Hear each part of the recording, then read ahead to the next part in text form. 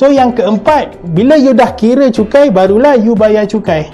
Kalau you tak kira cukai, you tak submit cukai, macam mana you nak bayar cukai? You kena submit dulu baru you bayar. Kadang-kadang customer ni kan, kadang-kadang ada beberapa klien ni, dia jumpa saya, dia terus-terus tuan, berapa yang cukai saya kena bayar? Ingat saya macam ahli nujum tau. Boleh tengok okey, RM2,000. Kita kena buat working paper dulu. Yang ini sampai sini baru boleh bayar cukai. Nampak step macam 1 2 3 senang ke? 1 2 3 step dia. Tapi dalam step-step ni ada step-step yang tersembunyi banyak. Sebelum you nak declare ataupun submit cukai, you kena daftar dulu nombor cukai. You kena daftar dulu e-filing. Okay, you dah daftar ni baru you boleh submit. Sebelum you nak submit, you kena buat dulu P&L dengan balance sheet. Sebelum nak buat P&L dengan balance sheet, you kena buat dulu ledger, trial balance semua. Benda jadah ada, you kena settlekan dulu. Baru you boleh settlekan. So, inilah dia. Banyak kaitan dia. So, dekat sini you bayar cukai.